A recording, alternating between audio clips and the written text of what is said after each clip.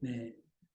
배너에서 요하 이렇게 보시면 그 배너의 동생하고 배너의 어머니가 이렇게 굴 속에 동굴 속에 있었죠. 왜냐하면 나병 환자로 이렇게 됐거든요. 그래서 예수님이 십자가에서 돌아가실 때 그 순간에 나병이 고침받은 그런 장면이에요. 나중에 여러분 더 보고 싶으시면 유튜브에서 여러분 배너 이렇게 치면 나와요. 여러분이 한번 꼭 보셨으면 좋겠습니다. 오늘은 나병 환자를 고치신 예수님에 대해서 같이 말씀을 나누도록 하겠습니다. 옥에 갇힌 세례 요한이 그의 제자들을 예수님에게 보냈어요. 왜냐하면 세례 요한이 곧 죽을 것 같거든요. 이제 자기 목숨이 얼마 남지 않았구나. 내가 이제 죽을 수 있겠구나. 그러는데 정말 예수님이 메시아가 맞는가? 분명히 본인이 세례를 줬고, 그리고 세례 줄 때 하늘에서 하늘문이 열리고 성령이 비둘같이 임하시고 하늘에서 음성이 들리기를 내 사랑하는 아들이요 내 기뻐하는 자라. 모든 걸 다 보았거든요.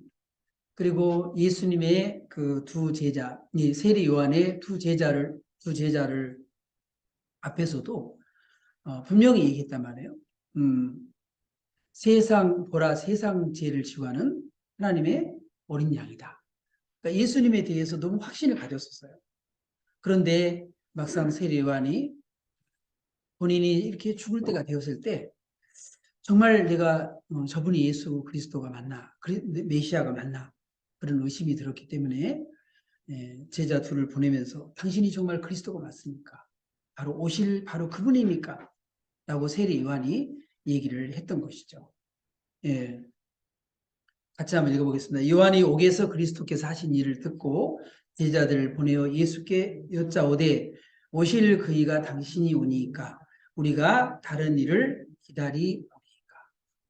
그랬을 때 예수님께서 그 세례 요한이 보낸 그 두 제자에게 이렇게 이야기를 합니다.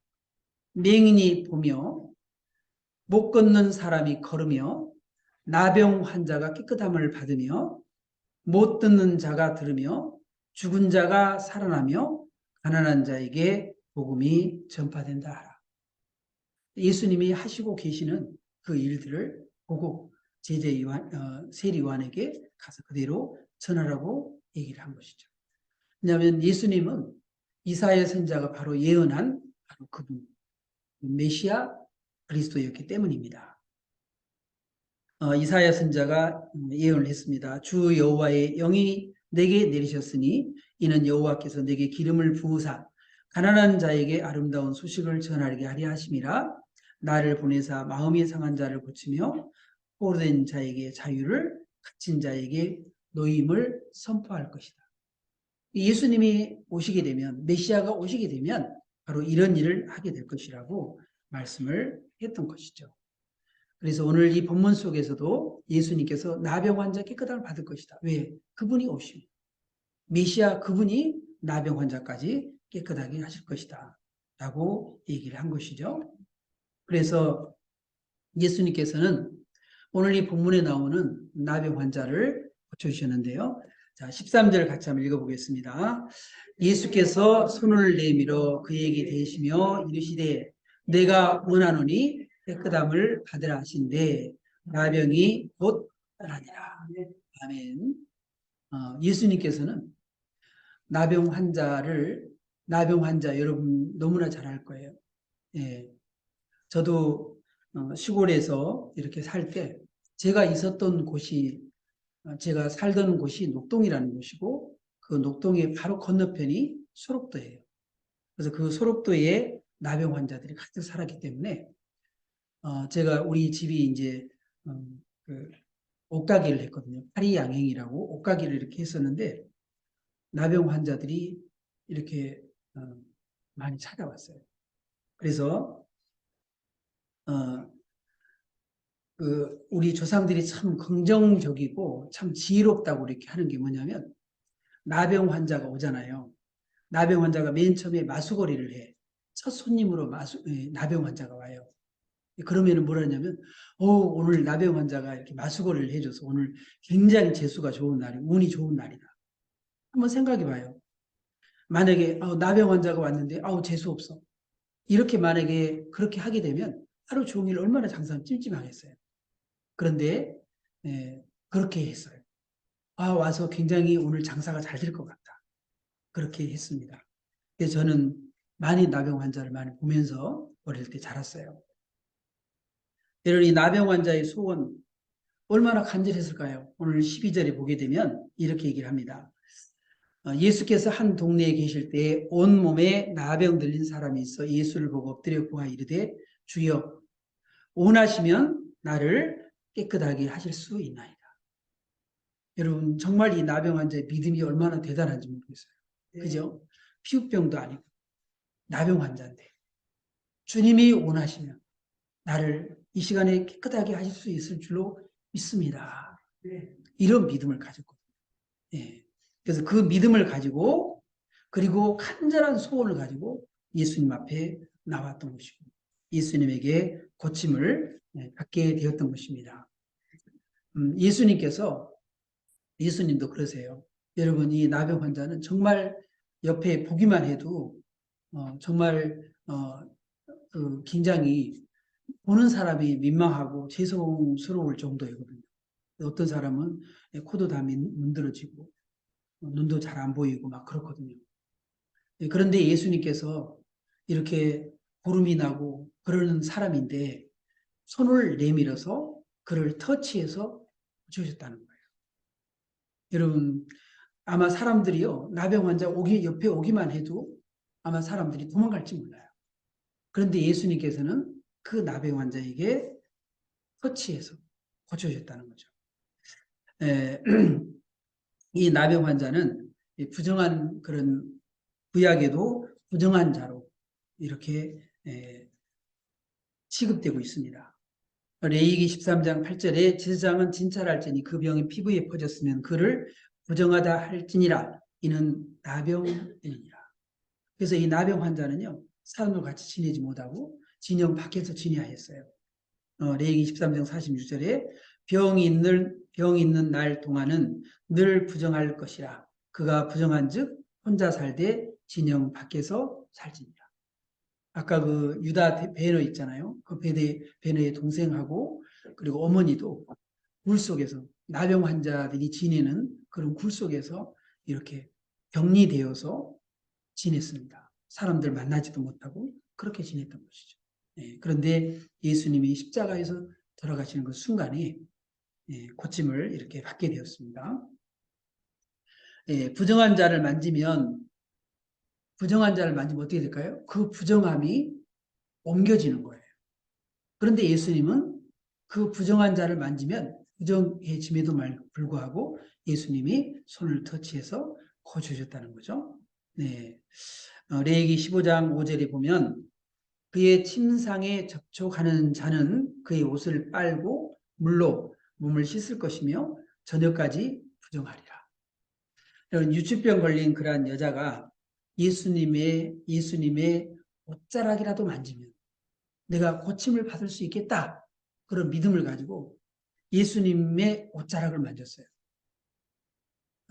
그랬는데 그 순간에 이 혈병 걸린 그러한 여자가 깨끗함을 받게 되었습니다. 그럴 때 예수님께서 뒤를 돌아보시면서 그랬어요. 누가 나를 만졌느냐? 그랬거든요. 누가 나를 만졌느냐? 그러니까 제자들이 그랬어요. 아니 여기 사람들이 이렇게 많이 있는데 부대 끼고 막 그러잖아요. 그런데 내게서 능력이 나갔다. 그래서요. 내게서 능력이 나갔다. 누군가 나를 만졌다는 거죠.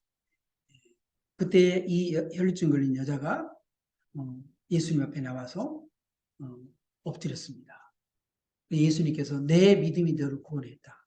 평안히 가라. 그렇게 하면서 그 혈병 여자를 이렇게 돌려보내게 되었는데 여러분 원래는요 부정한 사람이 만지게 되면 부정해지잖아요. 그러나 예수님의 그 거룩함이 그 능력이 부정함을 깨끗하게 만들었다. 예수님이 부정해진 것이 아니라 부정한 자가 예수님의 능력과 권능과 예수님의 그 거룩함이 오히려 그 부정함을 덮어버렸다는 거예요. 여러분, 우리들도 마찬가지입니다. 죄인이 주님 앞에 나아가게 되면 그 죄가 양이라든지 이런데 그 손을 얹고 거기에 안수를 해서 내 죄가 양에게로 옮겨지는 건데, 예수님도 우리의 모든 십자가를 지실 때 우리의 모든 죄를 짊어지셨거든요. 그럼 우리의 모든 부정함이 그 예수님께 옮겨진 거거든요. 그런데 예수님의 그 거룩함이 우리의 그 부정함을, 우리의 죄가 예수님을 더럽힌 것이 아니고요. 예수님의 거룩함이 우리를 온전히 깨끗하게 했다는 거예요. 예. 여러분, 이것이 바로 메시아요, 예수님의 능력이요, 예수님의 권능이었던 것입니다. 여러분, 이 나병 환자가요, 고침받고 얼마나 감사했을까요? 여러분들도 이렇게 고침받고 기도응답 받고 그러면은요, 아마 여러분들도 너무너무 아마 기쁠 거예요. 예. 누가복음 17장 5절에 보게 되면 거기에 나병 환자 10명을 예수님이 고쳐주셨어요. 그런데 그 나병 환자 10명 가운데 예수님 앞에 나와서 감사합니다. 자기 자신의 그런 나병을 고침받은 것을 감사하다고 얘기한 사람은요, 그 10명 가운데 한 사람밖에 없었다는 거예요. 예. 그 중에 한 사람이 자기가 나은 것을 보고 큰 소리로 하나님께 영을 돌리며 돌아와 예수의 발 앞에 엎드려 감사하니 그는 사마리아 사람이다. 예수님께 물으셨어요. 예수께 대답하 이르시되 이 10사람이 다 깨끗함을 받지 아니하였느냐? 그 9은 어디 있느냐? 이런 사람들이요, 감사를 참 몰라요. 여러분, 우리는 사람에게도 마찬가지고 하나님께도 마찬가지고, 우리가 감사함을 우리가 받았다면, 입었다면 반드시 하나님 앞에 우리가 감사해야 할 줄 믿습니다. 예, 사람에게도 마찬가지예요. 늘 감사를 표현하고, 그리고 우리가 늘 감사하고 그렇게 살아야 할 줄 믿습니다. 근데 예수님은 나병 환자에게 경고하셨어요. 뭐라 그랬느냐? 예수께서 그를 경고하시되 아무에게도 이르지 말고 아무에게도 말하지 말라 그랬어요. 가서 제사장에게 내 몸을 보이고 또 내가 깨끗하게 됨으로 인하여 모세가 명한 대로 예물을 드려 그들에게 입증하라 하셨더니, 이 예수님께서는 나병 환자에게 뭐라 했어요? 아무에게도 말하지 마라. 그리고 제사장에게 내 몸을 보여라. 그리고 내가 깨끗하게 됨으로 인하여 모세에게 명한 대로 예물을 드려서 그들에게 입증하라. 이렇게 얘기를 했어요. 그런데 이 사람이 어떻게 했습니까? 마가복음 1장 45절에 보면, 여기 본문에는 안 나오는데 마가복음에 보게 되면 똑같은 본문에서 이렇게 얘기를 해요. 그러나 그 사람이 나가서 이 일을 많이 전파하여 널리 퍼지게 하니. 여러분, 내가 너무 감사하고 너무 기쁘고 나에게 너무 큰 간증이 있고, 그러면 여러분, 입 다물라 그래도 입 다물어집니까? 안 됩니다. 여러분, 우리가 정말 하나님을 진짜 만나고, 그리고 천국과 지옥이 진짜 믿어지고, 그런다면요, 우리가 가만히 입을 다물고 있을 수가 없는 거예요. 가서 우리는 전할 수밖에 없어요. 그렇잖아요? 너무 이 요한계시록 복음은 기쁜 소식이거든요. 이 기쁜 소식이기 때문에 그럴 수밖에 없는 거죠. 저는 제가 죽는 꿈을 몇 번 꿨다 그랬잖아요. 가끔 그런 생각을 해봅니다. 내가 만약에 오늘 내가 죽어서 예수님 앞에 섰다. 내가 이제 천국에 가서 예수님 앞에 섰다.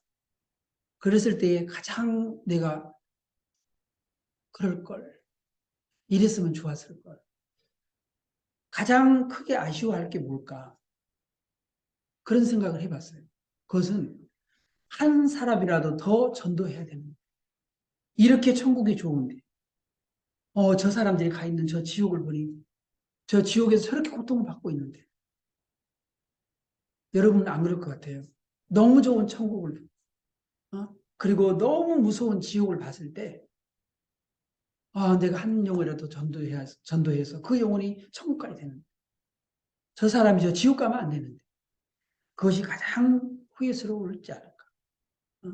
내가 한 사람한테 더 전도해야 되는데 그런 것이 아닐까라는 그런 생각을 해보게 됩니다.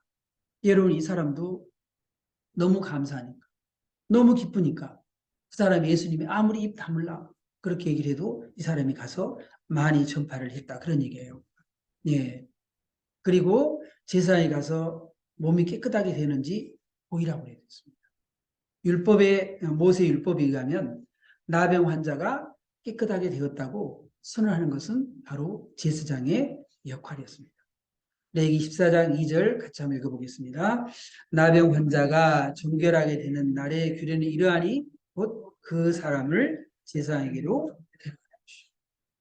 예수님께서도 그 율법에 그렇게 얘기했기 때문에 그 율법에 말한 제사장에 가서 내 몸을 보이라 라고 얘기를 했던 것이죠. 그리고 깨끗하게 되었음을 인하여 예물을 드려 입증하라고 그랬습니다. 레위기 14장 3절 31절 같이 읽어보겠습니다. 그는 힘이 미치는 대로 산 비둘기 한 마리나 집 비둘기 새끼 한 마리를 들이되 곧 그의 힘이 미치는 대로 한 마리는 속죄제로 한 마리는 소제와 함께 번제로 드릴 것이요 제사장은 정결함을 받을 자를 위하여 여호와 앞에 속죄할지니. 거기에는 이렇게 얘기하고 있어요. 그는 힘이 미치는 대로. 여러분 가난하면은요 산비둘기 집비둘기 그 새끼 한 마리라도. 중요한 것은 뭐예요? 과부가 동전 두 랩돈. 그런데 예수님께서 큰 부자가 들은 그런 은돈 금돈보다도 그 과부가 두 랩돈 동전 두 입 드린 것을 그가 전 재산을 다 드렸다. 그가 저 사람보다 훨씬 더 많은 걸 드렸다라고 얘기를 했습니다. 중요한 것은 어떤 양이 중요한 게 아니고요. 그 사람의 중심, 그 사람의 마음이 중요하다는 거죠. 네. 제사장은 그 번제와 소제를 제단에 드려 그를 위하여 속죄할 것이라. 그리하면 그가 정결하리라. 라고 말씀했습니다. 예. 그리고 마지막에 보면 예수의 소문이 퍼질수록 예수님 어떻게 했어요? 기도에 집중했다는 거죠. 네. 누가복음 5장 15절에 예수의 소문이 더욱 퍼짐에 수많은 무리가 말씀도 듣고 자기 병도 고침을 받고자 하여 모여오되 예수는 물러가서 한적한 곳에서 기도하시니라. 네. 여러분 우리가 사람들이 바쁘잖아요. 왜 기도 안 하세요? 바빠서 기도 못 합니다. 그런데 여러분 바쁠수록 기도해야 돼요. 우리가 기도 시간을 놓치잖아요. 절대로 그 사역이 될 수가 없어요. 여러분 사업이 잘 되고 뭐가 잘 될수록 하나님 앞에 엎드려져서 하나님 앞에 기도해야 됩니다. 네. 시편 55편에 보게 되면 이 유대인들은 하루에 3번씩 기도했어요. 저녁과 아침과 정오에 내가 근심하여 탄식하니. 예수님도 어떻게 했습니까? 예수께서 나가서 습관을 따라 감람산에 가심에 제자들도 따라갔더니. 여러분 습관이라는 게 얼마나 중요한지 몰라요. 네. 운동하는 습관 굉장히 중요해요. 음식도 천천히 씹어 먹는 습관 굉장히 중요합니다. 연세가 드실수록 음식을 천천히 씹어서 그렇게 해서 이 소화액이 충분히 분비가 되어서 그래서 위에 부담을 덜 줘야 돼요. 위에 부담을 덜 줘야지 다른 장기에도 부담을 덜 주게 돼 있거든요. 그런데 우리 한국 사람은요 밥을요 5분에 그냥 군대 가면은 더 해요. 군대 가 동작 그만 그러면은요 나야 돼요. 이건 잘못된 겁니다. 여러분 꼭꼭 씹어서 드시는 그런 습관들, 좋은 습관들을 여러분이 많이 길을 들이시기 바래요. 기도하는 것도 습관입니다. 지금 제가 매월 기도학교 하루에 한 달에 성경을 한두 가는 그런 지금 습관을 지금 1년 넘게 지금 하고 있거든요. 그래서 여러분들도 같이 했으면 좋겠다 해가지고 지금 여러분은 너무 처음에 힘드니까 두 달에 한 번 해보자.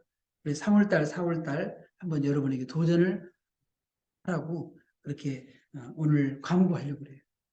그래서 여러분 좋은 습관, 기도하는 습관, 전도하는 습관, 성경 읽는 습관, 예배를 드리는 습관, 이것이 굉장히 좋은 습관이에요. 그리고 늘 사랑하는 습관. 사랑하는 습관. 여러분, 사도 요한은요, 70세, 아마 70세 넘어서까지 예수님의 어머니를 이 사도 요한이 모셨을 거예요. 왜냐하면 예수님의 어머니 마리아가 90세까지 살았거든요.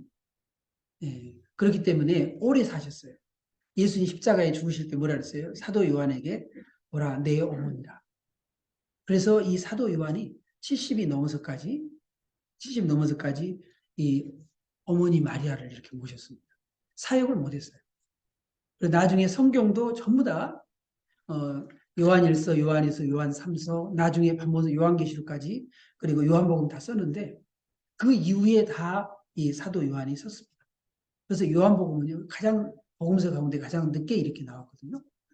예, 그랬는데 사도 요한이 이제 예수님의 제자들이요 그 네로 황제 때 거의 다 이제 순교당하고 많이 죽었어요. 그래서 남은 게 뭐냐 세례 요한 이 사도 요한밖에 안 남았거든요. 근데 사도 요한밖에 안 남았으니까 예수님의 직자니까요. 사람들이 얼마나 설교를 사모하겠어요. 70이 넘어서 이제 마리아 모시고 이제 끝나고 난 다음에 수염이 허해가지고 이래가지고 이제 강단에 딱 서잖아요. 근데 사도 요한이요 강단에 서가지고 한 말은 뭐냐면 서로 사랑하세요.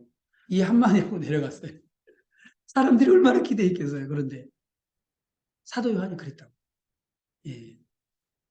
그래서 우리가 사랑하는 습관, 서로 사랑하는 습관, 이 좋은 그런 습관들을 우리가 가져야 할 줄 믿습니다. 이것이 교회의 그리고 여러분의 가정의 그런 분위기가 돼야 됩니다. 그래서 이러려면 우리가 기도하는 수밖에 없어요. 마음대로 안 됩니다. 네. 여러분 사역은 주의 능력을 힘입어서 해야 합니다. 예수님이 이렇게 가서 무릎을 꿇었던 것은 바로 주의 능력을 힘입기 위해서인 거죠. 사도행전 14장 4절 같이 읽어보겠습니다.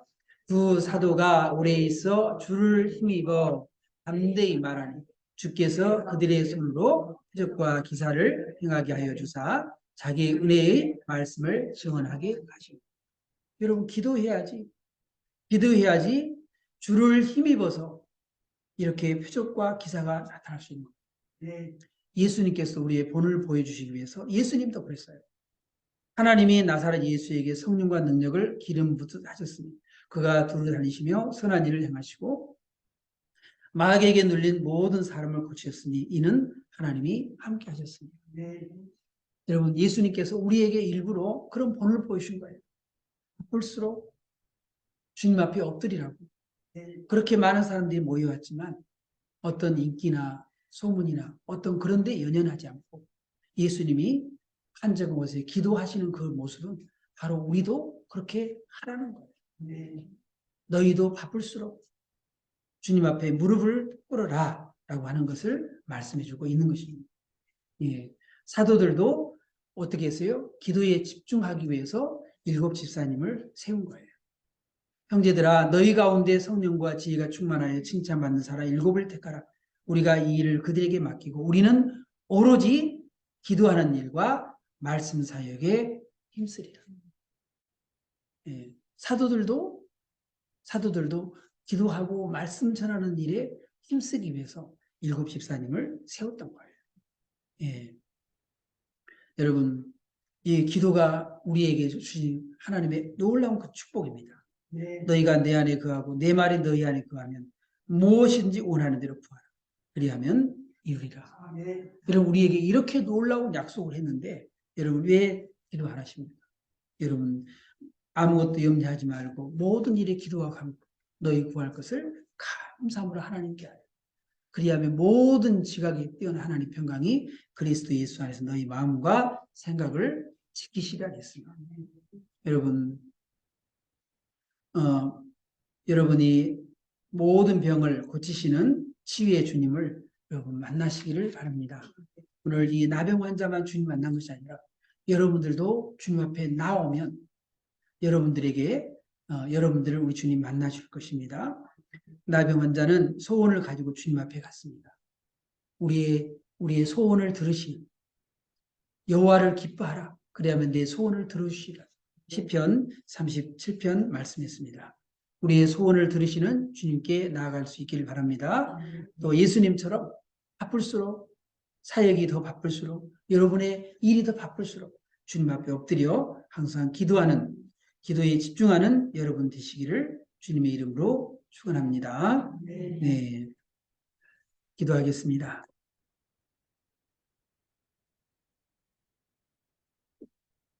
온몸에 나병 들린 사람을 고쳐주신 예수님, 이 세상에는 나병 환자처럼 죄의 결과는 사망인데 그 두려움을 잊은 채 무감각하게 살아가는 사람이 참으로 많습니다. 지옥의 무서움에도 두려움이 없습니다. 예수님, 저들의 마음을 만지사 영적인 감각이 되살아나게 하여 주시옵소서. 예수님께서 나병 들린 사람에게 경고하시며 아무에게도 이 일을 알리지 말라 하셨지만 그 사람은 고침받은 기쁨을 알리지 않고는 견딜 수 없었는지 사방에 알렸습니다. 우리가 분명 구원받은 사람이고 천국과 지옥이 있음을 믿고 있다면 우리도 그 기쁜 소식을 전하지 않을 수 없을 것입니다. 비록 이 사람이 예수님 말씀에 순종하지 못했다 할지라도 왜 그랬는지 우리는 왜 그랬는지 우리가 이해가 갑니다. 아버지, 사람들은 유명해지고 사람들에게 알려지면 더 자신을 알리려고 피하라기에 급급하지만 예수님은 한적한 곳에 나아가 아버지 하나님께 기도하는 본을 보여주었습니다. 우리도 예수님처럼 바쁠수록 기도의 자리로 나아가는 지혜와 겸손의 마음을 갖게 하옵소서. 예수 그리스도 이름으로 기도드리옵나이다.